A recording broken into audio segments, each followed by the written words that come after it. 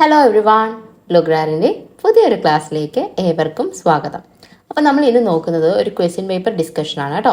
അപ്പോൾ ഇത് 2024 മെയ് 25 നടന്ന എക്സാമാണ്. എക്സാം കോഡ് എന്ന് പറയുന്നത്, ക്വസ്റ്റ്യൻ കോഡ് എന്ന് പറയുന്നത് 47/2024 ആയിരുന്നു.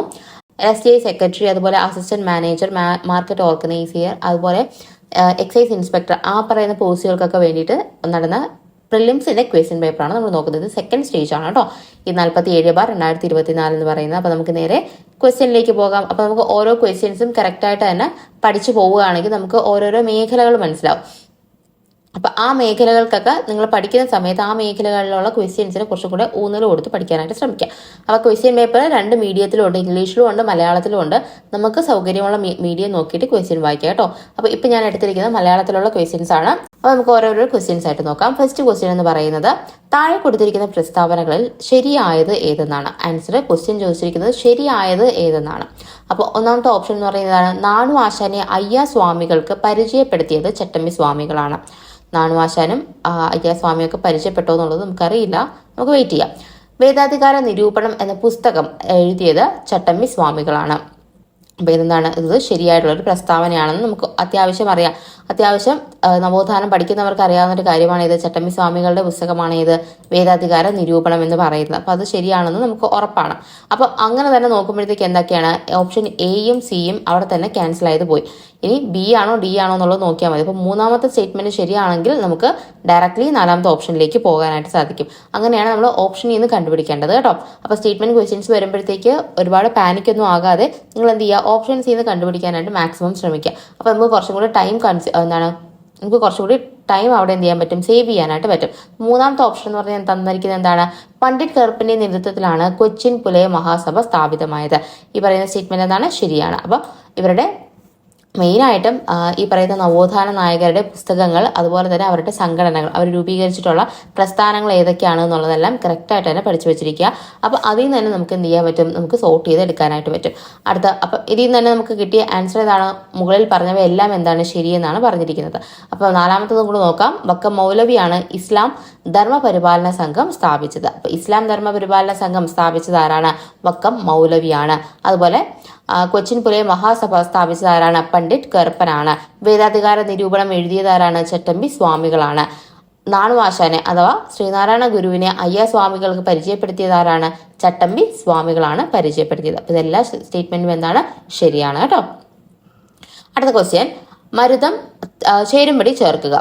തന്നിരിക്കുന്നത് മരുതം, പാലൈ, മുല്ലൈ, നെയ്റ്റൽ, ഈ പറയുന്ന 4 നമ്മൾ തിനകളായിട്ട് ഡിവൈഡ് ചെയ്തിട്ട് 5 തിനകളുണ്ട്. അതിൽ 4 എണ്ണമാണ് ഇവിടെ തന്നിരിക്കുന്നത്. അപ്പൊ ഇത് ഏതൊക്കെയാണ് കറക്റ്റായിട്ട് മാച്ച് ചെയ്യാനാണ് ചോദിച്ചിരിക്കുന്നത്. ഇത് എപ്പോഴും റിപ്പീറ്റ് ചെയ്ത് പ്രിലിംസ് പേപ്പറുകൾ വരാറുള്ള ക്വസ്റ്റ്യൻ ആണ്. അപ്പൊ ഇനിയുള്ള പ്രിലിംസിൽ നമുക്ക് ചിലപ്പോൾ വേണമെങ്കിൽ ചോദിക്കാം കേട്ടോ. അപ്പൊ ഇത് പുതുതായിട്ട് പഠിക്കുന്നവരുണ്ടെങ്കിൽ ഇതൊന്ന് നോട്ട് ചെയ്ത് പഠിച്ചു വെച്ചിരിക്കുക. അപ്പൊ മരുതം എന്ന് പറയുന്നത് എന്താണ്, മരുതം എന്ന് പറഞ്ഞു കഴിഞ്ഞാൽ നമ്മുടെ കൃഷിഭൂമികളെയാണ് നമ്മൾ മരുതം എന്നുകൊണ്ട് ഉദ്ദേശിക്കുന്നത്. അപ്പൊ ഇവിടെ തന്നിരിക്കുന്നത് ഏതാണ്, തണ്ണീർത്തട കൃഷി എന്നാണ് ഇവിടെ കൊടുത്തിരിക്കുന്നത്. അപ്പൊ മരുതത്തിനെ നമുക്ക് എന്തായിട്ട് ബന്ധിപ്പിക്കാം, തണ്ണീർത്തട കൃഷിയുമായിട്ട് ബന്ധിപ്പിക്കാം. അതുപോലെ പാലൈ എന്ന് പറഞ്ഞു കഴിഞ്ഞാൽ എന്താണ്, വരണ്ട പ്രദേശം, അഥവാ ഒന്നും അവിടെ കൃഷിയോ മറ്റു കാര്യങ്ങളോ ഒന്നും ഇല്ലാത്തൊരു വരണ്ട പ്രദേശമായിട്ടാണ് പാലയനെ സൂചിപ്പിക്കുന്നത്. അപ്പൊ അവിടുത്തെ പൊതുവെയുള്ള ഒരു ഉദ്യോഗം, ഒരു ജോലിയായിട്ട് അവിടുത്തെ ആളുകൾ സ്വീകരിക്കുന്നത് മോഷണം തന്നെയാണ്. അപ്പം ഇവിടെ കൊടുത്തിരിക്കുന്ന ഏതാണ്, കൊള്ളയടിക്കുക എന്നുള്ളതാണ് കൊടുത്തിരിക്കുന്നത്. അപ്പൊ പാലയ എന്ന് പറയുന്നത് നമുക്ക് കൊള്ളയടിക്കാവുന്നതുമായിട്ട് ബന്ധപ്പെട്ടിരിക്കുന്നു. ഇനി മുല്ലൈ എന്ന് പറഞ്ഞു കഴിഞ്ഞാൽ പുൽമേടുകളാണ് ഉദ്ദേശിച്ചിരിക്കുന്നത്. മുല്ലൈ എന്ന് പറയുന്നത് അവിടെയുള്ള ആളുകൾ ചെയ്യുന്നത് വെച്ച് കഴിഞ്ഞാൽ ഈ കന്നുകാലികളെയും പശുവിനെ അതിനെയൊക്കെ വളർത്തുക എന്നുള്ളതാണ് മെയിനായിട്ട് അവിടുത്തെ ജോലി എന്ന് പറയുന്നത്. അപ്പൊ മുല്ലൈ എന്ന് പറയുന്നത് നമുക്ക് മൃഗസംരക്ഷണവുമായിട്ട് ബന്ധപ്പെട്ട് യോജിപ്പിക്കാനായിട്ട് സാധിക്കും. ഇനി നെയ്റ്റൽ എന്ന് പറഞ്ഞു കഴിഞ്ഞാൽ തീരപ്രദേശമാണ് ഉദ്ദേശിക്കുന്നത്. അവിടുത്തെ മെയിൻ വ്യവസായം ഏതായിരിക്കും, ഉപ്പ് നിർമ്മാണമാണ് അവിടെ കൊടുത്തിരിക്കുന്നത്. അപ്പൊ ഒന്നെന്ന് പറയുന്നത് സി ആണ്. ആൻസർ വരുന്നത് ഓപ്ഷൻ ബി ആണ് ഉത്തരമായിട്ട് കൊടുത്തിരിക്കുന്നത്. 1 സി, 2 ഡി, 3 എ, 4 ഡി. ഇതിൽ നിങ്ങൾക്ക് ഈ പാലയോ മുല്ലയോ ഏതാണെന്ന് അറിയാമെങ്കിൽ പോലും നമുക്ക് എന്ത് ചെയ്യാൻ പറ്റും, ഓപ്ഷനിൽ നിന്ന് കണ്ടെത്തി എഴുതാനായിട്ട് സാധിക്കും. മനസ്സിലായി, ഇത് കറക്റ്റ് ആയിട്ട് തന്നെ പഠിച്ചു വെച്ചിരിക്കുക, മോസ്റ്റ് ഇമ്പോർട്ടൻ്റ് ആണ് കേട്ടോ. മൂന്നാമത്തെ ക്വസ്റ്റ്യൻ, ഇംഗ്ലീഷുകാരില്ലാത്ത ഇംഗ്ലീഷ് ഭരണം എന്നാണ് രാഷ്ട്രീയ സ്വരാജ് അർത്ഥമാക്കുന്നത്. ആരാണ് ഇത് വാദിച്ചത്? ഇംഗ്ലീഷുകാരില്ലാതെ ഇംഗ്ലീഷ് ഭരണം എന്നതാണ് രാഷ്ട്രീയ സ്വരാജ് കൊണ്ട് ഉദ്ദേശിക്കുന്നത് അർത്ഥമാക്കുന്നത് ആരെന്നാണ് ചോദിച്ചിരിക്കുന്നത്. രാഷ്ട്രീയ സ്വരാജ്, സ്വരാജ് എന്റെ ജന്മാവകാശമാണ് എന്നൊക്കെയുള്ള ഒരു മീനിങ്ങിൽ നമുക്ക് പെട്ടെന്ന് ബാലഗംഗാധർ തിലകനെയൊക്കെ ഓർമ്മ വരും. പക്ഷെ ഇവിടെ ഇത് പറഞ്ഞിരിക്കുന്നത് ഗാന്ധിജിയാണ് കേട്ടോ. ഇത് കൂടുതലും നെഗറ്റീവിലേക്ക് പോകാൻ ഒരു കഴിയുന്ന ഒരു ക്വസ്റ്റ്യൻ ആയിരുന്നു ഇതെന്ന് പറയുന്നത്. അപ്പം മാക്സിമം ഒന്നുകിൽ എന്ത് ചെയ്യുക, നമ്മൾ റിസ്ക് എടുത്തത് എഴുതുക, അല്ലാന്നുണ്ടെങ്കിൽ അതിനെ എഴുതാതിരിക്കുക. അപ്പോൾ മാക്സിമം എന്ത് ചെയ്യുക, നെഗറ്റീവ് ഒഴിവാക്കാനായിട്ട് ശ്രമിക്കുക. ഒട്ടും അറിയാത്ത ക്വസ്റ്റ്യൻസ് നമ്മൾ എന്ത് ചെയ്യാതിരിക്കുക, അറ്റൻഡ് ചെയ്യാത്തതാണ് ഏറ്റവും നല്ലത് കേട്ടോ. ഇനി അടുത്ത ക്വസ്റ്റ്യൻ എന്ന് പറയുന്നത് 1604 സാമൂതിരിയുമായി വ്യാപാര കരാറിൽ ഏർപ്പെട്ട ഡച്ച് ക്യാപ്റ്റൻ ആരായിരുന്നു? ഈ ക്വസ്റ്റ്യൻ PSC ക്യാൻസൽ ആണ് ചെയ്തിരിക്കുന്നത് കേട്ടോ. വാൻഡർ ഹേഗൻ എന്ന് പറയുന്നതാണ് ആൻസർ. ഇവിടെ സ്പെല്ലിംഗ് മിസ്റ്റേക്ക് ആയിരിക്കാം, ഇംഗ്ലീഷിലും ഇത് സ്പെല്ലിംഗ് മിസ്റ്റേക്ക് ആയിട്ട് ഗോഹൻ എന്ന് തന്നെയാണ് കൊടുത്തിരിക്കുന്നത്. അപ്പൊ ഹേഗൻ എന്ന് പറയുന്ന വ്യക്തിയാണ് എന്തിരിക്കുന്നത്, സാമൂതിരിയുമായിട്ട് വ്യാപാര കരാറിൽ ഒപ്പിട്ടിരിക്കുന്നത്. അതുകൊണ്ടായിരിക്കും ക്യാൻസൽ ആയി പോയത്. ഇനി താഴെ പറയുന്നവരിൽ ഏതൊക്കെ സംഘടനകളാണ് അടിയന്തരാവസ്ഥ കാലത്ത് നിരോധിച്ചിരിക്കുന്നത്? അടിയന്തരാവസ്ഥ കാലത്ത് നിരോധിച്ചിരിക്കുന്ന സംഘടനകൾ ഏതെല്ലാം? ജമാഅത്ത് ഇ ഇസ്ലാമി, RSS, ആനന്ദ് മാർഗ്, അതുപോലെ മാവോയിസ്റ്റ് CPML. ഈ 4 സംഘടനകളാണ് കൊടുത്തിരിക്കുന്നത്. ആൻസർ വരുന്നത് ഓപ്ഷൻ ഡി ആണ്. മുകളിൽ പറഞ്ഞ 4 സംഘടനകളും എന്താണ്, അടിയന്തരാവസ്ഥ കാലത്ത് നിരോധിച്ചിരിക്കുന്നതാണ് കേട്ടോ. അപ്പം അങ്ങനത്തെ ഈ ഒട്ടും അറിയാത്ത ക്വസ്റ്റ്യൻസ് എന്ത് ചെയ്യുക, നിങ്ങൾ വിടുക, നിങ്ങൾ അത് എഴുതാതിരിക്കുക. വെറുതെ എഴുതിയ എന്ത് ചെയ്യരുത്, നെഗറ്റീവ് വരുത്തരുത് കേട്ടോ. അടുത്ത ക്വസ്റ്റ്യൻ ആണ്, ലാഹോർ ഗൂഢാലോചന കേസിൽ 1931 മാർച്ച് 23 താഴെ പറയുന്നവരിൽ ആരാണ് തൂക്കിലേറ്റപ്പെട്ടത്? അപ്പൊ ഡേറ്റ് ഓർത്തിരിക്കുക, 1931 മാർച്ച് 23 തൂക്കിലേറ്റപ്പെട്ടത് ആരാണ്? ഏതുമായിട്ട് ബന്ധപ്പെട്ട? ലാഹോർ ഗൂഢാലോചന കേസുമായിട്ട് ബന്ധപ്പെട്ട ആരാണ്? ആൻസർ വരുന്ന ഓപ്ഷൻ ബി ആണ്, രാജ്ഗുരു ആണ് കേട്ടോ. അപ്പൊ രാജ്ഗുരുവിനെ തൂക്കിലേറ്റിയതാണ് ഏത്? 1931 മാർച്ച് 23 എന്ന് പറയുന്നത്. ഇന്ത്യ ഗാന്ധിക്ക് ശേഷം എന്ന പുസ്തകം എഴുതിയത് ആരാണ്? ഇന്ത്യ ഗാന്ധിക്ക് ശേഷം എന്ന പുസ്തകം എഴുതിയത് ആരാണ്? ആൻസർ വരുന്നത് ഏതാണ്? ആൻസർ ഓപ്ഷൻ ബി ആണ്, രാമചന്ദ്ര ഗുഹയാണ് ഇന്ത്യ ഗാന്ധിക്ക് ശേഷം എന്ന് പറയുന്ന പുസ്തകം എഴുതിയത്. അപ്പോൾ താഴെ കൊടുത്തിരിക്കുന്ന പ്രസ്താവനകളിൽ ശരിയല്ലാത്തത് ഏതെന്നാണ് ചോദിച്ചിരിക്കുന്നത്. അപ്പോൾ ഓരോ പ്രസ്താവനകളായിട്ട് നോക്കാം. ഫ്രഞ്ച് വിപ്ലവവുമായി ബന്ധപ്പെട്ടിരിക്കുന്നു റയൻ ഓഫ് ടെറർ എന്ന് പറയുന്നത്. അപ്പം REIGN നമ്മുടെ ഭരണകാലം എന്നുള്ള ഉദ്ദേശിക്കുന്ന ആ റെയിൻ ആണ് ഇവിടെ കൊടുത്തിരിക്കുന്നത് കേട്ടോ. എന്തെങ്കിലും വായിക്കുമ്പോൾ മനസ്സിലായില്ല എന്നുണ്ടെങ്കിൽ ഇംഗ്ലീഷ് ക്വസ്റ്റ്യൻ പേപ്പേഴ്സ് ഒന്ന് നോക്കാനായിട്ട് ശ്രമിക്കുക. അപ്പോൾ ഫ്രഞ്ച് വിപ്ലവമായിട്ടാണ് ബന്ധപ്പെട്ടിരിക്കുന്നത്. ഇത് റെയിൻ ഓഫ് ടെറർ നമ്മൾ റോബോസ്പിയറിന്റെ കാലഘട്ടം പറയുന്നില്ലേ, അതിനെയാണ് പറയുന്നത്. അപ്പോൾ അത് എന്താണ്, ഒന്നാമത്തെ പ്രസ്താവന ഇവിടെ എന്താണ്, ശരിയാണ്. അപ്പോൾ നമ്മൾ ശരിയല്ലാത്തതാണ് ഇവിടെ ചോദിച്ചിരിക്കുന്നത്. അപ്പോൾ ഒന്നുള്ള ഓപ്ഷനൊക്കെ നമുക്ക് എന്ത് ചെയ്യാം, അവോയ്ഡ് ചെയ്യാം. അപ്പം തന്നെ എന്ത് ചെയ്യാം, ഓപ്ഷൻ ഡി പോയി കഴിഞ്ഞു, ഓപ്ഷൻ എയും പോയി കഴിഞ്ഞു. അപ്പോൾ 3 ഓൺലി അല്ലെങ്കിൽ 2 and 4 എന്നുള്ളതാണ് നമ്മൾ കറക്റ്റ് ആയിട്ടുള്ള ആൻസർ വരിക. അപ്പോൾ രണ്ടാമത്തെ സ്റ്റേറ്റ്മെന്റ് നോക്കൂ, ബ്ലഡി സൺഡേ അമേരിക്കൻ വിപ്ലവവുമായി ബന്ധപ്പെട്ടിരിക്കുന്നു. ബ്ലഡി സൺഡേ ഏത് വിപ്ലവമായിട്ടാണ് ബന്ധപ്പെട്ടിരിക്കുന്നത്? റഷ്യൻ വിപ്ലവമായിട്ടാണ് ബന്ധപ്പെട്ടിരിക്കുന്നത്. അപ്പം രണ്ടാമത്തെ സ്റ്റേറ്റ്മെന്റ് എന്താണ്, തെറ്റാണ്. അപ്പോൾ തന്നെ നമുക്ക് ഓപ്ഷൻ കിട്ടി ഏതാണ്, ഓപ്ഷൻ ബി ആണ് ശരി എന്നുള്ളത് കിട്ടി. അപ്പം നമുക്ക് മൂന്നാമത്തെ നാലാമത്തെ സ്റ്റേറ്റ്മെന്റും കൂടെ നോക്കാം. 1688 ഇംഗ്ലണ്ടിൽ മഹത്തായ വിപ്ലവം നടന്നത്. ശരിയായ സ്റ്റേറ്റ്മെന്റ് ആണ്, 1688. ഇനി 1949 ചൈനയിൽ ദേശീയ വിപ്ലവം പൊട്ടിപ്പുറപ്പെട്ടു എന്നാണ് കൊടുത്തിരിക്കുന്നത്. തെറ്റാണ്. എന്താണ്, ചൈനീസ് റിപ്പബ്ലിക് ആവുന്നത് ആണ് ഏത്, ചൈന റിപ്പബ്ലിക് ആവുന്നതാണ് 1949 ഒക്ടോബർ 1 എന്ന് പറയുന്നത്. ചൈനയിൽ വിപ്ലവം പൊട്ടിപ്പുറപ്പെടുന്നത് എപ്പോഴാണ്? 1911 എന്നാണ് ചൈനയിൽ വിപ്ലവങ്ങൾ പൊട്ടിപ്പുറപ്പെടുന്നത്. അപ്പോൾ അത് ഓർത്തിരിക്കുക. അപ്പോൾ ആ സ്റ്റേറ്റ്മെന്റ് എന്താണ്, തെറ്റാണ്. അപ്പോൾ നമുക്ക് 2ഉം 4ഉമാണ് ഇവിടുത്തെ തെറ്റായിട്ടുള്ള സ്റ്റേറ്റ്മെന്റ്. അപ്പോൾ കറക്റ്റായിട്ട് നോക്കുക, ശരിയായതാണോ ശരിയല്ലാത്തതാണോ എന്നുള്ളതെല്ലാം കറക്റ്റ് മാർക്ക് ചെയ്തിട്ട് തന്നെ എഴുതാനായിട്ട് ശ്രമിക്കുക കേട്ടോ. പെട്ടെന്ന് നമ്മളത് വായിച്ചു കഴിഞ്ഞിട്ട് പിന്നെ ഓപ്ഷൻസിലേക്ക് വരുമ്പോഴത്തേക്ക് നമുക്കത് ശരിയായതാണോ തെറ്റായതാണോ എന്നുള്ളത് പിന്നെ മറന്നുപോകും. അപ്പോൾ ഇവിടെ ഓപ്ഷൻ എ തന്നെ കൊടുത്തിരിക്കുന്നുണ്ടോ, 1ഉം 3ഉം ശരിയ എന്നുള്ള രീതിക്കാണ്. അപ്പോൾ 1ഉം 3ഉം ആണ് കൊടുത്തിരിക്കുന്നത്. എന്താണ്, ശരിയായിട്ടുള്ള പ്രസ്താവനകൾ 2 കൊടുത്തിരിക്കുന്നത്. അപ്പോൾ നമ്മൾ പെട്ടെന്ന് ശരിയായത് കയറി എഴുതരുത്, എ ഓപ്ഷൻ മാർക്ക് ചെയ്യരുത് കേട്ടോ. ശരിയല്ലാത്തതാണെന്നുള്ളത് കറക്റ്റായിട്ട് തന്നെ ഓർത്ത് എഴുതാനായിട്ട് ശ്രമിക്കുക. അടുത്ത 9ാമത്തെ ക്വസ്റ്റ്യനിലേക്ക് പോകാം. ആരാണ് ഛത്തീസ്ഗഡ് മുഖ്യമന്ത്രി? ആ സമയത്ത് കുറച്ച് മുഖ്യമന്ത്രിമാർ മാറിയിട്ടുണ്ടായിരുന്നു. അതിൽ നിന്ന് വന്ന കറണ്ട് അഫയേഴ്സ് ക്വസ്റ്റ്യൻ ആണ് കേട്ടോ. ഛത്തീസ്ഗഡ് മുഖ്യമന്ത്രി ആരായിരുന്നു എന്നുള്ളത്. ആൻസർ വരുന്ന ഓപ്ഷൻ സി ആണ്, വിഷ്ണുദേവ് സായി എന്ന് പറയുന്നത് കേട്ടോ. വിഷ്ണുദേവ് സായി ആണ് ഇത് ഛത്തീസ്ഗഡ് മുഖ്യമന്ത്രി എന്ന് പറയുന്നത്. 10ാമത്തെ ക്വസ്റ്റ്യൻ, ഈ ക്വസ്റ്റ്യൻ PSC ക്യാൻസൽ ചെയ്യാണ് ചെയ്തത് കേട്ടോ. അപ്പോൾ അത് നമ്മൾ നോക്കുന്നില്ല. ഇനി 11ാമത്തെ ക്വസ്റ്റ്യൻ, ഇന്ത്യയിൽ ഏറ്റവും കൂടുതൽ വനങ്ങളുള്ള പ്രദേശം താഴെ പറയുന്നവയിൽ ഏതാണ്? ജോഗ്രഫിയുമായി ബന്ധപ്പെട്ട് ചോദിച്ചതാണ്. ഇന്ത്യയിലെ ഏറ്റവും കൂടുതൽ വനങ്ങളുള്ള പ്രദേശം ഏതെന്നാണ് ചോദിച്ചിരിക്കുന്നത്. ഇന്ത്യയിലെ വലിയ സമതലങ്ങൾ, പശ്ചിമഘട്ടങ്ങളും പടിഞ്ഞാറൻ തീരസമതലങ്ങളും, ഹിമാലയൻ പ്രദേശം, പെനിൻസുലാർ പീഠഭൂമിയും കുന്നുകളും. ഇവിടെ നമുക്ക് പെട്ടെന്ന് പശ്ചിമഘട്ടം തോന്നുമെങ്കിലും ആൻസർ വരുന്നത് പെനിൻസുലാർ പീഠഭൂമിയും കുന്നുകളുമാണ് കേട്ടോ. PSC കൊടുത്തിരിക്കുന്ന ആൻസർ പെനിൻസുലാർ പീഠഭൂമിയും കുന്നുകളിലുമാണ് ഇന്ത്യയിൽ ഏറ്റവും കൂടുതൽ വനങ്ങളുള്ള പ്രദേശങ്ങൾ കാണപ്പെടുന്നത്. അടുത്ത ക്വസ്റ്റ്യൻ ആണ്, താഴെ പറയുന്ന പ്രസ്താവനകളിൽ ശ്രദ്ധാപൂർവം വായിക്കുക. അപ്പൊ എന്താണ് കൊടുത്തിരിക്കുന്ന പ്രസ്താവനകൾ നോക്കാം. അവശിഷ്ട പാറകൾ മടക്കി കളയുന്നത് മൂലമാണ് മടക്ക മലകൾ രൂപപ്പെടുന്നത്. അപ്പൊ മടക്കി കളയുന്നത് എന്ന് ഉദ്ദേശിക്കുന്നത് നമുക്ക് ഇംഗ്ലീഷ് ക്വസ്റ്റ്യനിൽ നോക്കാം, ഡൗട്ട് വരികയാണെന്നുണ്ടെങ്കിൽ fold mountains are formed due to the folding of sedimentary rocks എന്നാണ് കൊടുത്തിരിക്കുന്നത് കേട്ടോ. അപ്പൊ അതിനെയാണ് നമ്മൾ മടക്കി കളയുന്ന എന്നുകൊണ്ട് ഉദ്ദേശിച്ചിരിക്കുന്നത്. ഫോൾഡ് മൗണ്ടൻസ് എന്താണ്, മടക്ക് പർവ്വതം എന്ന് പറയുമ്പോഴേ എന്താണ് ഉദ്ദേശിക്കുന്നത്, മടങ്ങി രൂപപ്പെടുന്നു എന്നുള്ളതാണ് ഒരു ഉദ്ദേശിച്ചിരിക്കുന്നത്. അപ്പം കറക്റ്റ് ആയിട്ടുള്ളൊരു സ്റ്റേറ്റ്മെന്റ് ആണ് കേട്ടോ അത് തന്നെയാണ്. അവശിഷ്ട പർവ്വതങ്ങൾ മടങ്ങിയാണ് എന്ത് ചെയ്യുന്നത്, ഫോൾഡ് മൗണ്ടൻസ് രൂപപ്പെടുന്നത് ശരിയാണ്. യുറാലുകളും അപ്പലാഞ്ചിയൻസുകളും പഴയ മടക്ക് പർവ്വതങ്ങൾക്ക് ഉദാഹരണമാണ്. ശരിയായിട്ടുള്ളൊരു സ്റ്റേറ്റ്മെന്റ് ആണ് കേട്ടോ. യുറാലുകളും അതുപോലെ തന്നെ അപ്പലാച്ചിയൻസും എന്താണ്, പഴയ മടക്ക് പർവ്വതങ്ങൾക്ക് എക്സാമ്പിൾസ് ആണ്. നമ്മുടെ SCRT-യിലും കൊടുത്തിട്ടുള്ളൊരു പോയിന്റ് തന്നെയാണ് ഇതിന്റെ എക്സാമ്പിൾസുകൾ. അത് ഓർത്തിരിക്കുക കേട്ടോ.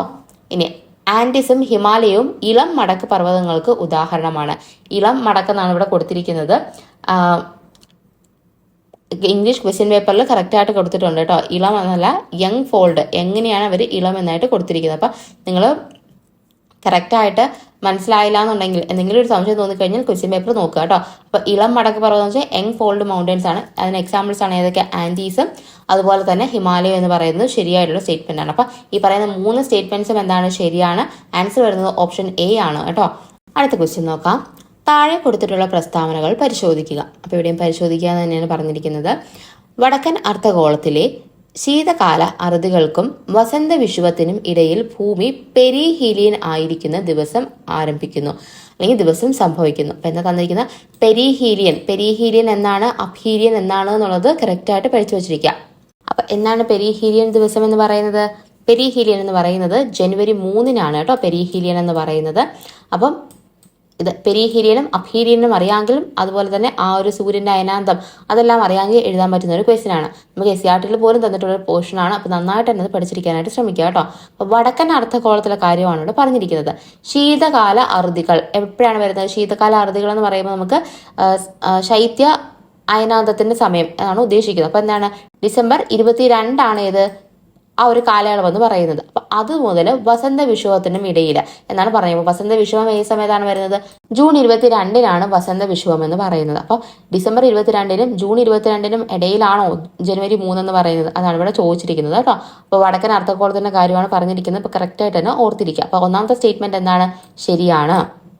ഇനി ജൂലൈ 4-നോ അതിനടുത്തോ ആണ് സൂര്യൻ ഭൂമിയിൽ നിന്ന് ഏറ്റവും അകലെയുള്ളത്. അപ്പൊ അപ്ഹീലിയൻ ദിവസം ഏതാണ് എന്നാണ് രണ്ടാമത്തെ സ്റ്റേറ്റ്മെന്റ്. അപ്പൊ ഏതാണ്? ജൂലൈ 4 ശരിയാണ് കേട്ടോ. അപ്പൊ രണ്ടാമത്തെ സ്റ്റേറ്റ്മെന്റും എന്താണ്, ശരിയാണ്. വേനൽ മുതൽ ശീതകാലം വരെയുള്ള കാലാനുസൃതമായ മാറ്റം ഭൂമിയുടെ ഭ്രമണ അച്ചുതണ്ടിന്റെ പരിക്രമണ തലത്തിലുള്ള ചായ്വാണ്. തന്നിരിക്കുന്ന സ്റ്റേറ്റ്മെന്റ് കേൾക്കുമ്പോൾ എന്തൊക്കെയോ ആണെന്ന് തോന്നും. നമുക്ക് ആകെ ഇതേ ചോദിച്ചിട്ടുള്ളൂ ഇവിടെ. എന്താണ് സീസൺസിന്, ഋതുക്കൾ ഉണ്ടാവാനുള്ള കാരണം എന്താണ്? നമ്മൾ പറയുന്ന ഏതാണ്? 3-4 കാരണങ്ങൾ നമ്മൾ SCRT-യിൽ പറഞ്ഞിട്ടുണ്ട്. ഒന്ന് റെവല്യൂഷൻ കാരണമുണ്ട്. രണ്ടാമത് എന്താണ്? ഭൂമിയുടെ ചരിവ്, ആ ഭൂമിയുടെ ആക്സിസ് കാരണം എന്താണ്, നമുക്ക് കാലങ്ങൾ ഉണ്ടാവാറുണ്ട്. അതാണ് ഈ സ്റ്റേറ്റ്മെന്റ് കൊണ്ട് ഉദ്ദേശിച്ചിരിക്കുന്നത്. അപ്പൊ എന്താണ് പറഞ്ഞിരിക്കുന്നത്? കാലം, വേനൽ മുതൽ ശീതകാലം വരെയുള്ളത് എന്താണ്? ഭൂമിയുടെ ഭ്രമണ അച്ചുതണ്ടിന്റെ ചരിവാണ്. അതിന്റെ ആക്സിസിൽ നിന്നും ഭ്രമണ അച്ചുതണ്ടിന്റെ ആ ചരിവ് മൂലമാണ് നമുക്ക് കാലങ്ങൾ ഉണ്ടാകുന്നതെന്നാണ് പറഞ്ഞിരിക്കുന്നത്. അപ്പൊ ഈ 3 സ്റ്റേറ്റ്മെന്റും എന്താണ്, ശരിയാണ് കേട്ടോ. അപ്പൊ ആൻസർ വരുന്ന ഓപ്ഷൻ D ആണ് മുകളിൽ കൊടുത്തിരിക്കുന്നവയെല്ലാം. ഇതൊക്കെ വായിക്കുമ്പോഴത്തേക്ക് നമുക്ക് ആ ഒരു എക്സാം ഹോളിൽ ഇരുന്നുകൊണ്ട് ഇത് കണ്ടുപിടിച്ച് എഴുതുക എന്ന് പറയുന്നത് കുറച്ച് ബുദ്ധിമുട്ടാണ്. നന്നായിട്ട് പഠിച്ചെങ്കിൽ മാത്രമേ എന്ത് ചെയ്യാൻ പറ്റുള്ളൂ, നമുക്ക് എഴുതാനായിട്ട് സാധിക്കുള്ളൂ. അപ്പൊ പഠിക്കുന്ന കാര്യങ്ങൾ ഏറ്റവും വൃത്തിയായിട്ട് പഠിക്കുക എന്നുള്ളതാണ് ഇതുകൊണ്ട് അർത്ഥമാക്കുന്നത് കേട്ടോ. അടുത്ത ക്വസ്റ്റ്യൻ എളുപ്പമുള്ള, ഇത്രയും വലിയ ക്വസ്റ്റ്യൻ ഒക്കെ തന്നിട്ട് ഇനി അടുത്തൊരു സിമ്പിൾ ആയിട്ടുള്ള ക്വസ്റ്റ്യൻ ചോദിച്ചു. പാമ്പാടും ചോല ദേശീയോദ്യാനം ഏതു ജില്ലയിലാണെന്നാണ് എല്ലാവർക്കും അറിയാവുന്നതാണ്. ഇത് ആൻസർ ഓപ്ഷൻ B ആണ്, ഇടുക്കി ജില്ലയിലാണ് പാമ്പാടും ചോല ദേശീയോദ്യാനം എന്ന് പറയുന്നത്. അടുത്തത് കറണ്ട് അഫയേഴ്സുമായിട്ട് റിലേറ്റ് ചെയ്തിട്ടുള്ള ഒരു ക്വസ്റ്റ്യൻ ആയിരുന്നു. സമുദ്രങ്ങളിലെ സൂക്ഷ്മജീവികളെ കുറിച്ചും അന്തരീക്ഷത്തിലെ സൂക്ഷ്മ കണങ്ങളെക്കുറിച്ചും പഠിക്കുവാൻ 2024 ഫെബ്രുവരി 8-ന് പേയ്സ് എന്ന പേരുള്ള ഒരു ഉപഗ്രഹം നാസ വിക്ഷേപിച്ചു. പേയ്സ് എന്നാൽ എന്താണ് എന്നാണ് ചോദിച്ചിരിക്കുന്നത്. അപ്പൊ പേയ്സ് എന്നാൽ എന്താണ്? പ്ലാങ്ക്ടൺ എറോസെൽ ക്ലൗഡ് ഓഷ്യൻ എക്കോസിസ്റ്റം എന്നതാണ് പേയ്സ് കൊണ്ട് ഉദ്ദേശിക്കുന്നത് കേട്ടോ. പ്ലാങ്ക്ടൺ എറോസെൽ ക്ലൗഡ് ഓഷ്യൻ എക്കോസിസ്റ്റം എന്നാണ് പേയ്സിന്റെ ഡെഫിനിഷൻ എന്ന് പറയുന്നത്. അപ്പം ഇത്തരത്തിലുള്ള വിക്ഷേപണങ്ങളെല്ലാം നാസയുടേതൊക്കെ ഇമ്പോർട്ടൻ്റ് ആണ്. നാസയുടേതൊക്കെ എപ്പോഴും പരീക്ഷയ്ക്ക് ചോദിക്കാറുണ്ട്. ISROയുടെ നാസയുടേതൊക്കെ കറക്റ്റായിട്ട് തന്നെ പഠിച്ചു വെച്ചിരിക്കുക കേട്ടോ. നെക്സ്റ്റ് ക്വസ്റ്റ്യനിലേക്ക് പോകാം. എക്കണോമിക്സിലെ ക്വസ്റ്റ്യൻസിലേക്കാണ് അടുത്ത് പോകുന്നത് കേട്ടോ. നമ്മൾ GST കുറിച്ച് താഴെ പറയുന്നവയിൽ ഏതാണ് തെറ്റ്? അപ്പൊ തെറ്റായിട്ടുള്ള പ്രസ്താവനകൾ ഏതെന്നാണ് ചോദിച്ചിരിക്കുന്നത്. ഒന്നാമത്തെ സ്റ്റേറ്റ്മെന്റ് എന്താണ്? GST കൗൺസിലിൽ എല്ലാ സംസ്ഥാനങ്ങളുടെയും മുഖ്യമന്ത്രിമാരും പ്രധാനമന്ത്രിമാരും ഉൾപ്പെടുന്നു. എന്താണ് സ്റ്റേറ്റ്മെന്റ്? മുഖ്യമന്ത്രിമാരും പ്രധാനമന്ത്രിമാരും ഉൾപ്പെടുന്നുണ്ടോ? ഇല്ല, തെറ്റാണ് കേട്ടോ. രണ്ടാമത്തെ സ്റ്റേറ്റ്മെന്റ്, പരോക്ഷ നികുതി സംബന്ധിച്ച കേൽക്കർ ടാസ്ക് ഫോഴ്സ് ആദ്യമായി ഇന്ത്യയിൽ രാജ്യവ്യാപക GST എന്ന ആശയം മുന്നോട്ട് വെച്ചു. നമുക്ക് അധികം കേട്ടിട്ടില്ലാത്തൊരു സ്റ്റേറ്റ്മെന്റ് ആണ്, അതവിടെ നിൽക്കട്ടെ. അടുത്ത സ്റ്റേറ്റ്മെന്റ് നോക്കാം. ഇന്ത്യൻ പ്രധാനമന്ത്രിയാണ് GST കൗൺസിലിന്റെ അധ്യക്ഷൻ. അപ്പൊ GST കൗൺസിലിനെ പറ്റി പഠിക്കുന്നവർക്കറിയാം, ഇന്ത്യൻ പ്രധാനമന്ത്രിയാണോ അധ്യക്ഷൻ? അല്ല, നമ്മുടെ ധനകാര്യമന്ത്രിയാണ്, കേന്ദ്ര ധനകാര്യമന്ത്രിയാണ് എന്ത് ചെയ്യുന്നത്? ഇതിന്റെ അധ്യക്ഷയായിട്ട് വരുന്നത്. അപ്പോൾ മൂന്നാമത്തെ സ്റ്റേറ്റ്മെന്റും എന്താണ്? തെറ്റാണ്. അപ്പൊ അതിൽ നിന്ന് തന്നെ നമുക്ക് മനസ്സിലാക്കാം ഓപ്ഷൻ ഏതൊക്കെയാ വരുന്നത്. 1 തെറ്റാണ്, 3 തെറ്റാണ്. അപ്പൊ നമുക്ക് ഡയറക്ട്ലി ബിയിലേക്ക് പോകാം. രണ്ടാമത്തെ സ്റ്റേറ്റ്മെന്റ് എന്താണ്? ഇവിടെ ശരിയാണ് കൊടുത്തിരിക്കുന്നത് കേട്ടോ. പരോക്ഷ നികുതി സംബന്ധിച്ച കേൽക്കർ ടാസ്ക് ഫോഴ്സ് ആദ്യമായി ഇന്ത്യയിൽ രാജ്യവ്യാപകമായി GST എന്ന ആശയം മുന്നോട്ട് വെച്ചു. ശരിയാണ് കേട്ടോ. അടുത്ത ക്വസ്റ്റ്യൻ നോക്കാം. RBIയുടെ മോണിറ്ററി പോളിസി സംബന്ധിച്ച് താഴെ പറയുന്ന പ്രസ്താവനകളിൽ ഏതാണ് ശരി എന്നാണ് ചോദിച്ചിരിക്കുന്നത്. അപ്പൊ RBIയുടെ മോണിറ്ററി പോളിസിയുമായി ബന്ധപ്പെട്ടാണ് ചോദിച്ചിരിക്കുന്നത് കേട്ടോ. അപ്പോൾ ഓരോ പ്രസ്താവനകളായിട്ട് നോക്കാം. RBI 6 മാസത്തിൽ ഒരിക്കൽ മോണിറ്ററി റിപ്പോർട്ട് പ്രസിദ്ധീകരിക്കും. 6 മാസത്തിൽ ഒരിക്കൽ മോണിറ്ററി റിപ്പോർട്ട് പ്രസിദ്ധീകരിക്കും. RBI ഗവർണറാണ് മോണിറ്ററി പോളിസി കമ്മിറ്റിയുടെ എക്സ് ഒഫീഷ്യോ ചെയർപേഴ്സൺ എന്ന് പറയുന്നത്. അതുപോലെ MPC മോണിറ്ററി പോളിസി കമ്മിറ്റി 7 അംഗങ്ങളാണ് ഉള്ളത്. ഇത്രയും സ്റ്റേറ്റ്മെന്റ്സ് ആണ് തന്നിരിക്കുന്നത്. അതിൽ ഏതൊക്കെയാണ് ശരി എന്നാണ് നമുക്ക് ചോദിച്ചിരിക്കുന്നത്. ആൻസർ വരുന്നത് ഓപ്ഷൻ A ആണ് കേട്ടോ. മോണിറ്ററി പോളിസി കമ്മിറ്റിയിൽ 7 അംഗങ്ങളല്ല വരുന്നത്, മറിച്ച് 6 അംഗങ്ങളാണ് വരുന്നത്. കേന്ദ്ര സർക്കാർ തന്നെയാണ് ഇതിനെ നിയമിക്കുന്നത്. 4 വർഷ കാലയളവിലേക്ക് വേണ്ടിയിട്ടാണ് നിയമിക്കുക. അതിൽ 6 അംഗങ്ങളാണ് ഉള്ളത് കേട്ടോ. അപ്പൊ ആദ്യം പറഞ്ഞ 2 സ്റ്റേറ്റ്മെന്റും എന്താണ്? ശരിയാണ്. RBI 6 മാസത്തിൽ ഒരിക്കലാണ് എന്ത് ചെയ്യുന്നത്? മോണിറ്ററി പോളിസി റിപ്പോർട്ട് അഥവാ മോണിറ്ററി റിപ്പോർട്ട് പ്രസിദ്ധീകരിക്കുന്നത്. എന്ന് വെച്ചാൽ വർഷത്തിൽ 2 എണ്ണം പ്രസിദ്ധീകരിക്കാറുണ്ട്. RBI ഗവർണർക്ക് എന്ത് സ്ഥാനമാണുള്ളത്? എക്സ് ഒഫീഷ്യോ ചെയർമാനും കൂടിയാണ് അദ്ദേഹം. അത് ഓർത്തിരിക്കുക. അടുത്ത ക്വസ്റ്റ്യൻ ആണ്, ഓട്ടോമാറ്റിക് ഫിസിക്കൽ സ്റ്റെബിലൈസേഴ്സ് എന്നാൽ എന്താണ്? ഓട്ടോമാറ്റിക് ഫിസിക്കൽ സ്റ്റെബിലൈസേഴ്സ് അത്യാവശ്യം എക്കണോമിക്സ് നല്ല കടുപ്പമുള്ള ക്വസ്റ്റ്യൻസ് ആയിരുന്നു ചോദിച്ചിരുന്നത് കേട്ടോ. ഇനി എന്താണ് ഇതിന്റെ ആൻസർ വരുന്നത്? ഓപ്ഷൻ A ആണ് കേട്ടോ വരുന്നത്. വരുമാനത്തിന്റെ നിലയ്ക്ക് വ്യത്യാസം വരുമ്പോൾ നികുതിയും ഗവൺമെന്റ് ട്രാൻസ്ഫർ പേയ്മെന്റിനും ഉണ്ടാകുന്ന മാറ്റം. എന്താ പറഞ്ഞിരിക്കുന്നത്? വരുമാനത്തിന്റെ നിലയ്ക്ക് വ്യത്യാസം വരുമ്പോൾ ആ സമയത്ത് നികുതിക്കും ഗവൺമെന്റിന്റെ ട്രാൻസ്ഫർ പേയ്മെന്റിനും ഉണ്ടാകുന്ന മാറ്റത്തിനെയാണ് നമ്മൾ എന്തെന്ന് പറയുന്നത്? ഓട്ടോമാറ്റിക് ഫിസിക്കൽ സ്റ്റെബിലൈസർ എന്ന് പറയുന്നത്.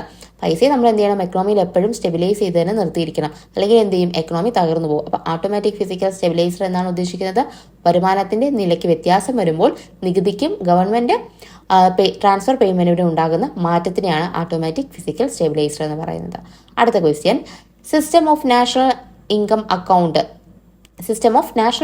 അക്കൗണ്ടിംഗ് പ്രകാരം താഴെ തന്നിരിക്കുന്ന പ്രസ്താവനകളിൽ അല്ലെങ്കിൽ ഏതൊക്കെയാണ് ശരി? ആര് പ്രകാരമാണ്? System of national income accounting. നമ്മുടെ ഇക്വേഷൻസ് ഒക്കെ ഏതൊക്കെയാണെന്നുള്ളത് ഓർത്തിരുന്നാൽ മതി. ഒന്നാമത് കൊടുത്തിരിക്കുന്നത് ഗ്രോസ് നാഷണൽ ഇൻകം എന്ന് പറയുന്നത് GDP plus rest of the world. നമുക്ക് ഇംഗ്ലീഷിൽ നോക്കാം കേട്ടോ. ലഭിക്കേണ്ടുന്ന പ്രൈമറി വരുമാനം minus rest of the world ലഭിക്കേണ്ടത് പ്രൈമറി വരുമാനം. അപ്പൊ എന്താ തന്നിരിക്കുന്നത്? നമുക്ക് ഇംഗ്ലീഷ് ക്വസ്റ്റ്യൻ പേപ്പറിൽ ഒന്ന് നോക്കാം. ഗ്രോസ് നാഷണൽ ഇൻകം എന്ന് പറയുന്നത് GDP plus primary income receivable from the rest of the world minus primary income payable to the rest of the world. നമ്മൾ ഈ ഒരു സാധനം പഠിച്ചിരിക്കുന്നത് net factor income from abroad എന്ന് പറഞ്ഞ് കേട്ടിട്ടുണ്ടോ? അതാണ് ഈ കൊടുത്തിരിക്കുന്നത് കേട്ടോ. അപ്പൊ എന്താണ്? നമുക്ക് അറ്റ വരുമാനം, വിദേശത്തു നിന്നുള്ള അറ്റ വരുമാനത്തിനെ കൊടുത്തിരിക്കുകയാണിത്. അപ്പൊ എന്താണ് നമ്മുടെ നാഷണൽ ഇൻകം എന്നുകൊണ്ട് ഉദ്ദേശിക്കുന്നത്? നമ്മുടെ GDPയുടെ കൂടെ എന്ത് ചെയ്യുക? നെറ്റ് ഫാക്ടർ ഇൻകം കൂടെ ആഡ് ചെയ്യുക എന്നുള്ളതാണ്. അപ്പൊ നെറ്റ് ഫാക്ടർ ഇൻകം എന്ന് വെച്ചാൽ എന്താണ്? നമുക്ക് വിദേശത്ത് നിന്ന് കിട്ടുന്ന ആ ഒരു വരുമാനം, ഇവിടെ നിന്ന് വിദേശത്തേക്ക് പോകുന്ന വരുമാനം എന്ത് ചെയ്യുക? തമ്മിൽ മൈനസ് ചെയ്തിട്ട് കിട്ടുന്ന ആ ഒരു നെറ്റ് ഫാക്ടറും കൂടെ ആഡ് ചെയ്യുമ്പോഴാണ് നമുക്ക് നാഷണൽ ഇൻകം കിട്ടുന്നത്. അപ്പൊ തന്നിരിക്കുന്ന സ്റ്റേറ്റ്മെന്റ് എന്താണ്? ഒന്നാമത് ശരിയാണ് കേട്ടോ. രണ്ടാമത് കൊടുത്തിരിക്കുന്നത് എന്താണ്? ഗ്രോസ് നാഷണൽ ഡിസ്പോസിബിൾ ഇൻകം എന്ന് പറയുന്നത് എന്താണ്? Gross national income plus current transfer receivable minus current transfer payable. ഇത് തന്നിരിക്കുന്നത് എന്താണ്? ശരി തന്നെയാണ് കേട്ടോ. ഇനി gross national disposable income can be divided into gross savings and final consumption. Gross national disposable ഇൻകത്തിനെ എന്തായിട്ടൊക്കെ ഡിവൈഡ് ചെയ്യാം? ഗ്രോസ് സേവിങ്സ് ആയിട്ടും ഫൈനൽ കൺസപ്ഷൻ ആയിട്ടും ഡിവൈഡ് ചെയ്യാം. തന്നിരിക്കുന്ന സ്റ്റേറ്റ്മെന്റ് ശരിയാണ്. ഇവിടുത്തെ ആൻസർ വരുന്നത് ഓൾ ദി അബവ് ആണ് കേട്ടോ. അപ്പൊ ഈ പറയുന്ന 3 സ്റ്റേറ്റ്മെന്റും എന്ത് തന്നെയാണ്? ശരി തന്നെയാണ്. അപ്പോൾ അത്യാവശ്യം കറക്റ്റായിട്ട് 3 സ്റ്റേറ്റ്മെന്റ് അറിയാമെങ്കിൽ മാത്രമേ നമുക്ക് ഈ ക്വസ്റ്റ്യൻസ് ഒക്കെ അറ്റൻഡ് ചെയ്യാനായിട്ട് പറ്റത്തുള്ളൂ. ഇനി അടുത്ത ക്വസ്റ്റ്യൻ ആണ്, പുതുക്കിയ എസ്റ്റിമേറ്റ് പ്രകാരം 2023-24 യൂണിയൻ ഗവൺമെന്റിന്റെ ഫിസിക്കൽ ഡെഫിസിറ്റ് എത്രയാണ്? ഫിസിക്കൽ ഡെഫിസിറ്റിനെ പറ്റിയിട്ടാണ് ചോദിച്ചിരിക്കുന്നത്. ആൻസർ വരുന്ന ഓപ്ഷൻ സി ആണ്, 5.8%. നമുക്ക് ബഡ്ജറ്റുമായിട്ട് ബന്ധപ്പെട്ടുള്ള ക്വസ്റ്റ്യൻസ്, ബഡ്ജറ്റും അതിന്റെ അനുബന്ധ വിവരവുമായിട്ടുള്ള ബന്ധപ്പെട്ട ക്വസ്റ്റ്യൻസ് കറക്റ്റായിട്ട് തന്നെ പഠിച്ചിരിക്കണം കേട്ടോ. നമുക്ക് ഡിഗ്രി ലെവൽ എക്സാംസിന് അതിൽ നിന്ന് ക്വസ്റ്റ്യൻസ് ഉണ്ടാകും. അപ്പോൾ എക്കണോമിക്സ് അത്യാവശ്യം ടഫായിരുന്നു. നമുക്കിനി അടുത്ത ക്വസ്റ്റ്യൻസിലേക്ക് പോകാം. 21ാമത്തെ ക്വസ്റ്റ്യൻ ആണ്, ഭരണഘടനയുമായി ബന്ധപ്പെട്ട ക്വസ്റ്റ്യൻസിലേക്ക് പോവുകയാണ്. 1949 നവംബർ 26 മുതൽ പ്രാബല്യത്തിൽ വന്ന ഇന്ത്യൻ ഭരണഘടനയുടെ താഴെ പറയുന്ന വ്യവസ്ഥകളിൽ ഏതാണ്? 1949 നവംബർ 26 മുതൽ ഏതൊക്കെയാണ് പ്രാബല്യത്തിൽ വന്നതെന്നാണ് ചോദിച്ചിരിക്കുന്നത്. ആൻസർ ഓപ്ഷൻ സി ആണ്, പൗരത്വം, അതുപോലെ ഇലക്ഷന്റെ ചില ഭാഗങ്ങൾ, അതുപോലെ തന്നെ പിന്നെ കുറച്ച് കാര്യങ്ങളും കൂടെ, കുറച്ച് ആർട്ടിക്കിൾസും കൂടെ എന്ത് ചെയ്തിട്ടുണ്ട്? 1949 നവംബർ 26 നിലവിൽ വന്നിട്ടുണ്ടായിരുന്നു. ആർട്ടിക്കിൾസ് ഏതൊക്കെയാണെന്നുള്ളത് കറക്റ്റായിട്ട് തന്നെ പഠിച്ചു വെച്ചിരിക്കുക കേട്ടോ. താഴെ പറയുന്നവയിൽ ഏതാണ് വിദേശികൾക്ക് ലഭ്യമായ മൗലിക അവകാശം? വിദേശികൾക്ക് ലഭ്യമായത് ഏതെന്നാണ് ചോദിച്ചിരിക്കുന്നത്. 14 ആണോ, 16 ആണോ, 15 ആണോ, 19 ആണോ എന്നാണോ ചോദ്യം. ആൻസർ ഏതാണ്? ആൻസർ ഓപ്ഷൻ എ ആണ്, 14. ആർട്ടിക്കിൾ 14, നിയമത്തിന് മുന്നിൽ തുല്യ പരിരക്ഷ, നിയമത്തിന് മുന്നിൽ എല്ലാവരും സമന്മാരാണ് എന്ന് പറയുന്ന ആർട്ടിക്കിൾ എന്താണ്? വിദേശികൾക്കും അതുപോലെ തന്നെ ഇന്ത്യൻ പൗരന്മാർക്കും ഒരുപോലെ, രണ്ടുപേർക്കും ഒരുപോലെ കിട്ടുന്ന ആർട്ടിക്കിളാണ്. 15, 16, 19 എന്നിവ ആർക്ക് മാത്രമേ ഉള്ളൂ? പൗരന്മാർക്ക് മാത്രം ലഭിക്കുന്ന ആർട്ടിക്കിളാണ്. അപ്പോൾ ആ ഒരു വിഭജനം കറക്റ്റായിട്ട് തന്നെ പഠിച്ചു വെച്ചിരിക്കുക കേട്ടോ. ഇനി ആർട്ടിക്കിൾ 352 പ്രകാരം ഇന്ത്യയിൽ രണ്ടാമത്തെ അടിയന്തരാവസ്ഥ പ്രഖ്യാപനം നടത്തിയത് എപ്പോഴാണ്? അടിയന്തര പ്രഖ്യാപനം നടത്തിയത്, രണ്ടാമത്തെ എമർജൻസി എപ്പോഴാണ് പ്രഖ്യാപിച്ചത്? ആൻസർ ഓപ്ഷൻ ബി ആണ്, 1971 പ്രഖ്യാപിക്കുന്നത്. എമർജൻസി എപ്പോഴും ഡിഗ്രി പ്രിലിംസിന് ചോദിക്കാറുണ്ട്. താഴെ പറയുന്ന ഇനങ്ങളിൽ ഏതാണ് 7ാം ഷെഡ്യൂളിന്റെ കൺകറന്റ് ലിസ്റ്റിലുള്ളത്? അപ്പൊ 7ാം ഷെഡ്യൂളിലാണ് കൺകറന്റ് ലിസ്റ്റ് എന്ന് ഓർത്തിരിക്കുക. കൺകറന്റ് ലിസ്റ്റിൽ ഉൾപ്പെട്ടത് ഇത് ഏതെന്നാണ് ചോദിച്ചിരിക്കുന്നത്. ആൻസർ ഏതാണ്? ഓപ്ഷൻ ഡി ആണ്, സാമൂഹിക സുരക്ഷയും സാമൂഹ്യ ഇൻഷുറൻസുമാണ് കൺകറന്റ് ലിസ്റ്റിലുള്ളത്. പോസ്റ്റും ടെലഗ്രാമും ഏതിലാണ്? നമ്മുടെ യൂണിയൻ ലിസ്റ്റിലാണ് വരുന്നത്. പോലീസ് ഏതിൽ വരും? സ്റ്റേറ്റ് ലിസ്റ്റിൽ വരും. പൊതുജനാരോഗ്യവും ശുചിത്വവും ഏതിലാണ് വരുന്നത്? സ്റ്റേറ്റ് ലിസ്റ്റിൽ തന്നെയാണ് വരുന്നത്. അപ്പൊ സാമൂഹ്യ സുരക്ഷയും സാമൂഹ്യ ഇൻഷുറൻസും വരുന്നതാണ് ഏതിനകത്ത്? കൺകറന്റ് ലിസ്റ്റിലായിട്ട് ഓർത്തിരിക്കുക. ഇനി അടുത്ത ക്വസ്റ്റ്യൻ, ഇന്ത്യയിൽ ആദ്യ റിപ്പബ്ലിക് ദിനം ആഘോഷിച്ചപ്പോൾ റിപ്പബ്ലിക് ദിന പരേഡിലെ മുഖ്യ അതിഥി ആരായിരുന്നു? അപ്പൊ ആദ്യത്തെ റിപ്പബ്ലിക് ദിനത്തിലെ മുഖ്യ അതിഥി ആരെന്നാണ് ചോദ്യം. ആൻസർ വരുന്ന ഓപ്ഷൻ സി ആണ്, ഇന്തോനേഷ്യൻ പ്രസിഡന്റ് സുകാർണോ ആയിരുന്നു നമ്മുടെ ആദ്യത്തെ റിപ്പബ്ലിക് ദിനത്തിന്റെ മുഖ്യ അതിഥി എന്ന് പറയുന്നത്. അടുത്ത ക്വസ്റ്റ്യൻ, ഈ ക്രാന്തി എന്ന പദം ഡാഷ് എന്നതുമായി ബന്ധപ്പെട്ടിരിക്കുന്നു. ഈ ക്രാന്തി എന്തുമായി ബന്ധപ്പെട്ടിരിക്കുന്നു എന്നാണ് ചോദിച്ചിരിക്കുന്നത്. ഓപ്ഷൻസ് കൊടുത്തിരിക്കുന്നത് ഏതൊക്കെയാണ്? ഇലക്ട്രോണിക് വ്യവസായങ്ങളുടെ ഓട്ടോമേഷൻ, സേവനങ്ങളുടെ electronic delivery, digital broadband access, solar electric പദ്ധതി. ഇത്രയുമാണ് കൊടുത്തിരിക്കുന്നത്. ആൻസർ വരുന്നത് ഏതാണ്? ഓപ്ഷൻ ബി ആണ് കേട്ടോ ആൻസർ വരുന്നത്. സേവനങ്ങളുടെ ഇലക്ട്രോണിക് ഡെലിവറിയാണ് ഈ ക്രാന്തി കൊണ്ട് ഉദ്ദേശിക്കുന്നത്. 27, താഴെ പറയുന്നവരിൽ ആരാണ് ഇന്ത്യയുടെ മുഖ്യ വിവരാവകാശ കമ്മീഷണർക്കുള്ള സിലക്ഷൻ കമ്മിറ്റിയിലെ അംഗം? അപ്പൊ സിലക്ഷൻ കമ്മിറ്റിയിലെ അംഗം ആരെന്നാണ് ചോദിച്ചിരിക്കുന്നത്. മുഖ്യ വിവരാവകാശ കമ്മീഷനിലെ സിലക്ഷൻ കമ്മിറ്റിയിൽ എത്ര പേരാണുള്ളത്? 3 പേരാണുള്ളത്. ആരൊക്കെയാണ്? ഓർമ്മയുണ്ടോ പറഞ്ഞതൊക്കെ? ഇതിനകത്ത് തന്നിരിക്കുന്നതിൽ ആരെന്നാണ് ചോദിച്ചിരിക്കുന്നത്. ഓപ്ഷൻ സി ആണ് ആൻസർ വരുന്നത്. ലോക്സഭ പ്രതിപക്ഷ നേതാവാണ് സെലക്ഷൻ കമ്മിറ്റിയിൽ അംഗമായിട്ടുള്ളത്. പ്രധാനമന്ത്രി, ലോക്സഭാ പ്രതിപക്ഷ നേതാവ്, അതുപോലെ തന്നെ പ്രധാനമന്ത്രി നാമനിർദ്ദേശം ചെയ്യുന്ന ഒരു ക്യാബിനറ്റ് മിനിസ്റ്റർ, ഇവർ 3 പേരും കൂടെ ചേർന്നാണ് മുഖ്യ തിരഞ്ഞെടുപ്പ് കമ്മീഷനെ തിരഞ്ഞെടുക്കുന്ന സെലക്ഷൻ കമ്മിറ്റിയിൽ അംഗമായിട്ടുള്ളത്. കറക്റ്റായിട്ട് ഓർത്ത് വെച്ചിരിക്കുക കേട്ടോ. മനുഷ്യാവകാശ കമ്മീഷനെ തിരഞ്ഞെടുക്കുന്നതിലും ഇതുപോലൊരു സെലക്ഷൻ കമ്മിറ്റിയുണ്ട്. അതിലെ അംഗങ്ങളെ കൂടി ഓർത്തിരിക്കാനായിട്ട് ശ്രമിക്കുക. അടുത്ത ക്വസ്റ്റ്യൻ, ഉപഭോക്തൃ സംരക്ഷണ നിയമം 1986 പ്രകാരം താഴെ പറയുന്നവരിൽ ആരാണ് സെൻട്രൽ കൺസ്യൂമർ പ്രൊട്ടക്ഷൻ കൗൺസിലിന്റെ അധ്യക്ഷൻ? സെൻട്രൽ കൺസ്യൂമർ പ്രൊട്ടക്ഷൻ കൗൺസിലിന്റെ അധ്യക്ഷൻ ആരാണ് എന്നാണ് ചോദിച്ചിരിക്കുന്നത്. ആൻസർ ഓപ്ഷൻ സി ആണ് വരുന്നത്. കേന്ദ്ര സർക്കാരിൽ ഉപഭോക്തൃ കാര്യങ്ങൾ ചുമതലയുള്ള മന്ത്രി. കേന്ദ്ര ഉപഭോക്തൃ കാര്യ മന്ത്രിയാണ് ആര്? സെൻട്രൽ കൺസ്യൂമർ പ്രൊട്ടക്ഷൻ കൗൺസിലിന്റെ അധ്യക്ഷൻ എന്ന് പറയുന്നത്. സ്റ്റേറ്റിൽ വരുമ്പോൾ സംസ്ഥാനത്തിന്റെ അധ്യക്ഷതയുള്ള ആരാണോ, സംസ്ഥാനത്തെ മന്ത്രി ആരാണോ അദ്ദേഹമായിരിക്കും. ഡിസ്ട്രിക്ട് ലെവലിൽ വരുമ്പോഴത്തേക്കും അത് ജില്ലാ കളക്ടറായിട്ടായിരിക്കും വരുന്നത്. കറക്റ്റായിട്ട് ഉപഭോക്തൃ സംരക്ഷണ നിയമം പഠിച്ചിരിക്കുക കേട്ടോ. നമുക്ക് അടുത്ത ക്വസ്റ്റ്യനിലേക്ക് പോകാം. 29ാമത്തെ ക്വസ്റ്റ്യൻ, സംസ്ഥാന സെൻട്രൽ പബ്ലിക് സർവീസ് കമ്മീഷനെ സംബന്ധിച്ച് താഴെ പറയുന്ന പ്രസ്താവനകളിൽ ഏതൊക്കെയാണ് ശരിയല്ലാത്തതാണ് ചോദിച്ചിരിക്കുന്നത്. നമ്മുടെ സ്റ്റേറ്റ് PSCയെ പറ്റിയിട്ടാണ് ക്വസ്റ്റ്യൻ ചോദിച്ചിരിക്കുന്നത്. അപ്പൊ എന്തൊക്കെയാണ് സ്റ്റേറ്റ്മെന്റ് തന്നിരിക്കുന്നത്? പബ്ലിക് സർവീസ് കമ്മീഷനുകൾ ഉപദേശക സ്ഥാപനമാണ്, ഒന്നാമത്തെ സ്റ്റേറ്റ്മെന്റ്. രണ്ടാമത്തത്, പബ്ലിക് സർവീസ് കമ്മീഷനിലെ അംഗങ്ങളെ ഇന്ത്യൻ പ്രസിഡന്റ് മാത്രമേ നീക്കം ചെയ്യാൻ കഴിയൂ. മൂന്നാമത്തെ സ്റ്റേറ്റ്മെന്റ് എന്താണ്? കമ്മീഷൻ അംഗത്തിന്റെ സേവന കാലാവധി നിശ്ചയിച്ചിട്ടുള്ളതാണ്. സംസ്ഥാന പബ്ലിക് സർവീസ് കമ്മീഷനിലെ അംഗങ്ങളെ സംസ്ഥാന നിയമസഭയ്ക്ക് നീക്കം ചെയ്യാം. അപ്പം ഓപ്ഷൻ ബി അല്ലെങ്കിൽ ഓപ്ഷൻ ഡി എന്നുള്ളത് നമുക്ക് ഇവിടെ നിന്ന് തന്നെ വ്യക്തമാവും. രണ്ടും നീക്കം ചെയ്യുന്നതിനെ പറ്റിയിട്ടാണ് പറഞ്ഞിരിക്കുന്നത്.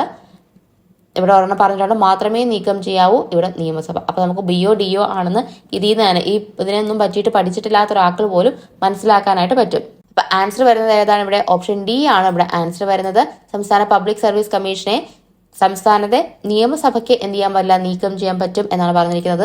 തെറ്റായിട്ടുള്ള പ്രസ്താവനയാണ്. ആരാണ് നീക്കം ചെയ്യുന്നത്? പ്രസിഡന്റിന് മാത്രമേ നീക്കം ചെയ്യാനുള്ള അധികാരമുള്ളൂ.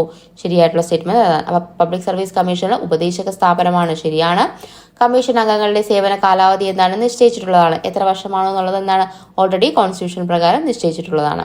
അടുത്ത ക്വസ്റ്റ്യൻ, എപ്പോഴാണ് ഇന്ത്യയിൽ അവസാനമായി സെൻസസ് നടന്നത്? എപ്പോഴാണ് നടന്നത്? 2011 നടന്നത് കേട്ടോ, ഓർത്തിരിക്കുക. ഇന്ത്യയുടെ രത്നം എന്ന് പ്രധാനമന്ത്രി ജവഹർലാൽ നെഹ്റു വിശേഷിപ്പിച്ചത് ഇന്ത്യൻ സംസ്ഥാനം ഏതാണ്? ഇന്ത്യയുടെ രത്നം എന്നറിയപ്പെടുന്ന സംസ്ഥാനം ഏതാണ്? ആൻസർ ഓപ്ഷൻ ഡി ആണ്, മണിപ്പൂർ. അപ്പൊ സംസ്ഥാനങ്ങളുടെ വിശേഷണങ്ങളൊന്നും പഠിച്ചു വെച്ചിരിക്കുക കേട്ടോ. ജയ് ജവാൻ ജയ് കിസാൻ ആരുടെ മുദ്രാവാക്യമാണ്? ജയ് ജവാൻ ജയ് കിസാൻ. ആൻസർ വരുന്നത് ഓപ്ഷൻ സി ആണ്, ലാൽ ബഹദൂർ ശാസ്ത്രിയുടെ മുദ്രാവാക്യമാണ് ജയ് ജവാൻ ജയ് കിസാൻ എന്ന് പറയുന്നത്. NV കൃഷ്ണവാര്യരുടെ അഭിപ്രായത്തിൽ അസീറിയയിലെ നിനവേയുടെ ഇന്ത്യൻ സാഹിത്യനാമം ഏതാണ്? ക്വസ്റ്റ്യൻ ഒന്നും തന്നെ മനസ്സിലാവുന്നില്ല. ഇങ്ങനത്തെ ക്വസ്റ്റ്യൻ കാണുമ്പോഴത്തേക്ക് എന്താണ് എഴുതാതിരിക്കുക. ആ ക്വസ്റ്റ്യൻ നമ്മൾ കണ്ടില്ല എന്ന് തന്നെ വിചാരിക്കുന്നതായിരിക്കും നല്ലത് കേട്ടോ. ആൻസർ വരുന്നത് ഇവിടെ ഓപ്ഷൻ ബി ആണ്, ഷോണിതപുരമാണ് കേട്ടോ. അപ്പൊ എന്താ ഇവിടെ ക്വസ്റ്റ്യൻ പറഞ്ഞിരിക്കുന്നത്? NV കൃഷ്ണവാര്യരുടെ അഭിപ്രായത്തിൽ അസീറിയയിലെ നിനവേയുടെ ഇന്ത്യൻ സാഹിത്യനാമം ഏതാണ്? ഷോണീതപുരമാണ് ആൻസർ കൊടുത്തിരിക്കുന്നത്. 1995 ജ്ഞാനപീഠ പുരസ്കാരം നേടിയത് ആരാണ്? 95 ജ്ഞാനപീഠം നേടിയത് ആരാണ്? MT വാസുദേവൻ നായർ. ഇനി നമുക്ക് അങ്ങോട്ടുള്ള ക്വസ്റ്റ്യൻസിൽ ഏറ്റവും അധികം ഇമ്പോർട്ടന്റ് ആയിട്ടുള്ള ഒരു പേഴ്സൺ ആണ് ആര്? MT വാസുദേവൻ നായർ എന്ന് പറയുന്നത്. കറക്റ്റ് ആയിട്ട് അദ്ദേഹത്തിന്റെ ഫാക്ട്സുകളെല്ലാം തന്നെ പഠിച്ചിരിക്കാനായിട്ട് ശ്രമിക്കുക കേട്ടോ. ജ്ഞാനപ്പാനയുടെ രചയിതാവ് ആരാണ്? ജ്ഞാനപ്പാന രചിച്ചത് ആരാണ്?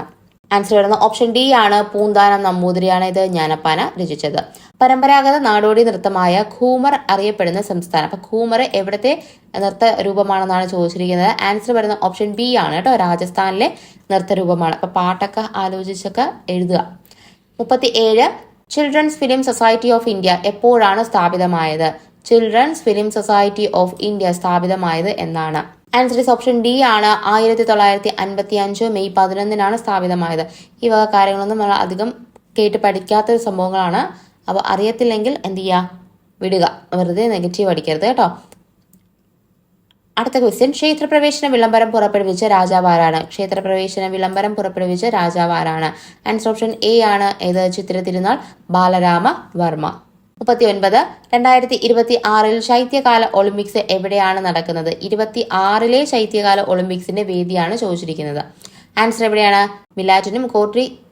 മിലാറ്റിനും കോർട്ടിന ഡി ആബേസയുമാണ് ആൻസർ ആയിട്ട് വരുന്നത്. ഓപ്ഷൻ സി ആണ് ആൻസർ എന്ന് പറയുന്നത്. അടുത്ത ക്വസ്റ്റ്യനിലേക്ക് പോകാം.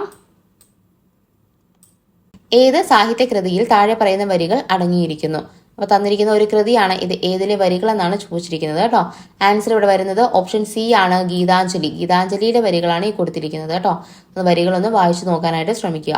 ഇനി താഴെ പറയുന്നവയിൽ ഏതാണ് ഇൻപുട്ട് ഉപകരണം? ഇൻപുട്ട് ഉപകരണം തന്നിരിക്കുന്നതിൽ ഏതെന്നാണ് ചോദിച്ചിരിക്കുന്നത്. അപ്പോൾ സ്പീക്കറുണ്ട്, മോണിറ്ററുണ്ട്, പ്രിന്ററുണ്ട്, സ്കാനറുണ്ട്. ഏതാണ്? ആൻസർ ഓപ്ഷൻ ഡി ആണ്, സ്കാനർ ആണ് എന്ത് നമുക്ക് ഇൻപുട്ട് ഉപകരണം എന്ന് പറയുന്നത്. അടുത്ത 42 ഡാഷ് ഒരു ആപ്ലിക്കേഷൻ സോഫ്റ്റ്വെയർ ആണ്. തന്നിരിക്കുന്നതിൽ ഏതാണ് application software? Word processor, Windows, Linux, Unix. ഏതാണ് ആപ്ലിക്കേഷൻ സോഫ്റ്റ്വെയർ എന്ന് പറയുന്നത്? വേർഡ് പ്രൊസസർ ആണ് നമ്മുടെ ആപ്ലിക്കേഷൻ സോഫ്റ്റ്വെയർ എന്ന് പറയുന്നത്. അടുത്ത ക്വസ്റ്റ്യൻ, ഒരു വലിയ ഭൂമിശാസ്ത്രപരമായ പ്രദേശത്ത് വ്യാപിച്ചു കിടക്കുന്ന ശൃംഖലയെ ഡാഷ് എന്ന് വിളിക്കാം. ഒരു വലിയ ഭൂമിശാസ്ത്രപരമായ പ്രദേശത്ത് വ്യാപിച്ചു കിടക്കുന്നതിനെ നമ്മൾ എന്തെന്ന് വിളിക്കും? വൈഡ് ഏരിയ നെറ്റ്വർക്ക്, വാൻ എന്ന് പറയുന്നു. ശരിയായിട്ടുള്ള ആൻസർ ഓപ്ഷൻ സി ആണ്. ഒരു വെബ് പേജ് കാണാൻ ഉപയോഗിക്കുന്ന ഒരു ആപ്ലിക്കേഷൻ സോഫ്റ്റ്വെയർ, വെബ് പേജ് കാണാൻ ഉപയോഗിക്കുന്ന ആപ്ലിക്കേഷൻ സോഫ്റ്റ്വെയറിനെയാണ് നമ്മൾ എന്ത് പറയുക? ബ്രൗസർ കേട്ടോ. IT ആക്ട് നിലവിൽ വന്ന വർഷം? IT ആക്ട് നിലവിൽ വന്നത് എന്നാണ്? 2000-ലാണ് IT ആക്ട് നിലവിൽ വന്നത്. ഏറ്റവും സിമ്പിൾ ആയിട്ടുള്ള ക്വസ്റ്റ്യൻ ആണ്. ആൻസർ എഴുതുക 2000 കേട്ടോ. ഇനി സൂര്യന്റെ ഉപരിതലത്തിൽ നിന്നും ഭൂമിയിലേക്ക് സഞ്ചരിക്കാൻ സൂര്യപ്രകാശം എടുക്കുന്ന സമയം എത്രയാണ്? സൂര്യന്റെ ഉപരിതലത്തിൽ നിന്നും ഭൂമിയിലേക്ക് സൂര്യപ്രകാശം എടുക്കുന്ന സമയം എത്രയാണ്? ആൻസർ ഓപ്ഷൻ ബി ആണ്. 8.3 മിനിറ്റ് ആണ് എടുക്കുന്നത്. ആദ്യം തന്നിരിക്കുന്ന സെക്കൻഡ് ആണ്. അതിൽ പോയി ചാടിക്കയറി ഉത്തരം എഴുതരുത് കേട്ടോ. 47ാമത്തെ question, large hadron collider LHC പ്രാഥമിക ലക്ഷ്യം എന്താണ് എന്നാണ് ചോദിച്ചിരിക്കുന്നത് കേട്ടോ. അപ്പൊ എന്താണ് ഇതിന്റെ പ്രാഥമിക ലക്ഷ്യം? കറണ്ട് അഫയേഴ്സുമായിട്ട് ബന്ധപ്പെട്ട് ചോദിച്ച ക്വസ്റ്റ്യൻ ആണ്. ആൻസർ വരുന്നത് ഓപ്ഷൻ സി ആണ്. കണികാ ഭൗതിക ഗവേഷണമാണ് ഇതിന്റെ ഉദ്ദേശം എന്ന് പറയുന്നത്. ലാർജ് ഹാഡ്രോൺ കൊളൈഡർ കൊണ്ട് ഉദ്ദേശം എന്താണ്? കണികാ ഭൗതിക ഗവേഷണമാണ്. ഇനി സൂര്യനിലും മറ്റു നക്ഷത്രങ്ങളിലും ഊർജം ഉൽപാദനം ഡാഷ് വഴിയാണ്. ഊർജ്ജോൽപാദനം എന്ത് വഴിയിട്ടാണ് നടക്കുന്നത്? ഫ്യൂഷനാണ് അവിടെ നടക്കുന്നത്. അണു സംയോജനമാണ് നടക്കുന്നത് കേട്ടോ. സൂര്യനിലും നക്ഷത്രങ്ങളിലും ഒക്കെ എന്താണ് നടക്കുന്നത്? സംയോജിച്ചാണ് ഹൈഡ്രജൻ എന്ത് ചെയ്യാണ്? സംയോജിച്ച് ഹീലിയമായിട്ട് മാറുകയാണ് ചെയ്യുന്നത്. അവിടെ ന്യൂക്ലിയർ ഫ്യൂഷൻ ആണ് നടക്കുന്നത്. സംയോജനം കറക്റ്റ് ആയിട്ട് തന്നെ ഓർത്തിരിക്കുക കേട്ടോ. അടുത്ത ക്വസ്റ്റ്യൻ, ജീവജാലങ്ങൾക്ക് ഭക്ഷണത്തിൽ നിന്നും ഊർജം ലഭിക്കുന്ന പ്രക്രിയ ഏതാണ്? ജീവജാലങ്ങൾക്ക് ഭക്ഷണത്തിൽ നിന്നും ഊർജം ലഭിക്കുന്ന പ്രക്രിയ അറിയപ്പെടുന്നത് എന്താണ്? കോശശ്വസനം എന്ന പേരിലാണ് അറിയപ്പെടുന്നത് കേട്ടോ. സെൽ റെസ്പിറേഷൻ ആണ് ആൻസർ. അടുത്ത ക്വസ്റ്റ്യൻ ആണ് 50ാമത്തത്. COP28 UN കാലാവസ്ഥാ വ്യതിയാന സമ്മേളനം ഏത് നഗരത്തിലാണ് നടന്നത്? COP28 ഒരു 2024 നടന്ന പരീക്ഷയിലൊക്കെ COP28 ഒരു ക്വസ്റ്റ്യൻ ആയിട്ട് മിക്കതിലും വന്നിട്ടുണ്ട്. ഇമ്പോർട്ടൻ്റ് ആണ്. അപ്പൊ ഇനിയുള്ള COP ഉച്ചകോടികളൊക്കെ എവിടെയാണെന്നുള്ള വേദി ഇതൊക്കെ കറക്റ്റ് ആയിട്ട് തന്നെ പഠിച്ചിരിക്കാനായിട്ട് ശ്രമിക്കുക. ആൻസർ വരുന്നത് COP28 വേദി ദുബായ് ആയിരുന്നു കേട്ടോ. അപ്പൊ ദുബായിൽ വെച്ചിട്ടാണ് COP28 കാലാവസ്ഥ ഉച്ചകോടി നടന്നിട്ടുള്ളത്. അപ്പൊ ഇത്രയുമായിരുന്നു നമ്മുടെ 50 GK ക്വസ്റ്റ്യൻസ് എന്ന് പറയുന്നത്. അപ്പോൾ ഇത്രയാണ് ഇന്നത്തെ ക്ലാസ്. നിങ്ങൾക്ക് ക്ലാസ്സിൽ ഇഷ്ടപ്പെടുകയാണെന്നുണ്ടെങ്കിൽ സബ്സ്ക്രൈബ് ചെയ്ത് സപ്പോർട്ട് ചെയ്യുക. നമുക്ക് അടുത്തൊരു ക്ലാസ്സിൽ കാണാം. അതുവരെ എല്ലാവർക്കും ബൈ.